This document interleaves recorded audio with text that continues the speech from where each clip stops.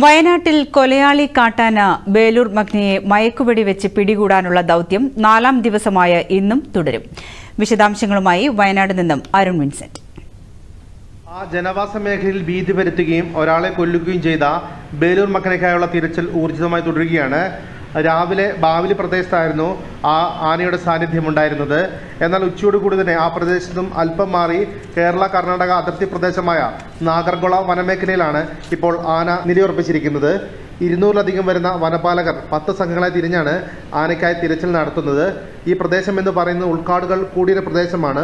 അതുകൊണ്ട് തന്നെ വനത്തിൽ നിന്നും മയക്കുവെടി വെക്കുക പ്രയാസമാണ്. ഒപ്പം ഈ ആനയ്ക്ക് സമീപത്തായി മറ്റൊരു മോഴയാന കൂടിയുണ്ട്. അതും മയക്കുവെടി വെക്കുന്നതിന് പ്രതിസന്ധി സൃഷ്ടിക്കുന്നുണ്ട്. ഒപ്പം ഈ വനമേഖല എന്ന് പറയുന്നത് രാജീവ് ഗാന്ധി നാഷണൽ പാർക്കാണ്. അതുകൊണ്ട് തന്നെ ഒരുപാട് വന്യമൃഗങ്ങൾ ഈ മേഖലകളിലുണ്ട്.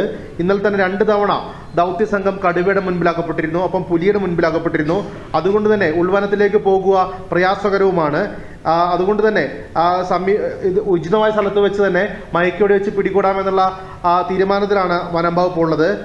എന്തായാലും ഇതിന് പുറമെയാണ് കഴിഞ്ഞ ദിവസം കാട്ടാനയുടെ ആക്രമണത്തിൽ കൊല്ലപ്പെട്ട അജീഷിന്റെ വീടിന് സമീപത്ത് വീണ്ടും കടുവയുടെ സാന്നിധ്യം കണ്ടെത്തിയിരിക്കുന്നത്. അജീഷിന്റെ വീടിൽ നിന്നും ഏകദേശം 500 മീറ്റർ അകലെയാണ് ഇന്ന് രാവിലെ പ്രദേശവാസികൾ കടുവയെ കണ്ടെത്തിയത്. ഈ പ്രദേശവാസിയായ വെണ്ണമറ്റത്തിൽ ലിസി രാവിലെ പള്ളിയിലേക്ക് പോകുന്നതിനിടയിലാണ് കടുവ മുമ്പിൽ ചാടിയത്. തുടർന്ന് ലിസിയുടെ അലർച്ച കേട്ട് കടുവ സമീപത്തെ കാപ്പിത്തോട്ടത്തിലേക്ക് പോയി. തുടർന്ന് ഈ പ്രദേശത്ത് വനം വകുപ്പിന്റെ നേതൃത്വത്തിൽ തിരച്ചിൽ നടത്തിയെങ്കിലും കടുവയെ കണ്ടെത്താനായില്ല. രാത്രിയിൽ പ്രദേശത്ത് പട്രോളിംഗ് ഉൾപ്പെടെ ശക്തമാക്കുമെന്നും വനം വകുപ്പ് അറിയിച്ചു.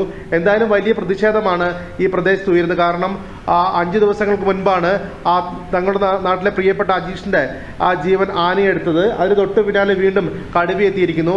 അതുകൊണ്ട് തന്നെ ഈ പ്രദേശത്തെ ആളുകൾ വലിയ ആശങ്കയിലാണ്, പുറത്തിറങ്ങാൻ ഭയപ്പെടുന്ന ഒരു സാഹചര്യമാണ്. അതുകൊണ്ട് തന്നെ വന്യമൃഗശല്യത്തിന് ശാശ്വതമായ പരിഹാരം കാണാൻ ആവശ്യപ്പെട്ടുകൊണ്ട് വലിയ രീതിയിലുള്ള പ്രതിഷേധമാണ് ഇപ്പോൾ അവിടെ ഉടലെടുത്തിരിക്കുന്നത്. ഇന്ന് പ്രദേശത്തെ ആളുകളുടെ നേതൃത്വത്തിൽ വൈകുന്നേരം 6 മണിക്ക് പ്രദേശത്ത് പന്തം കൊളുത്തി പ്രകടനം നടത്തുകയും ചെയ്യും. അടിയന്തരമായി ഈ വന്യമൃഗശല്യത്തിന് പരിഹാരം കാണണമെന്നാണ് നാട്ടുകാർ ആവശ്യപ്പെടുന്നത്. വയനാട് നിന്നും അരുണാണ് വിവരങ്ങൾ നൽകിയത്.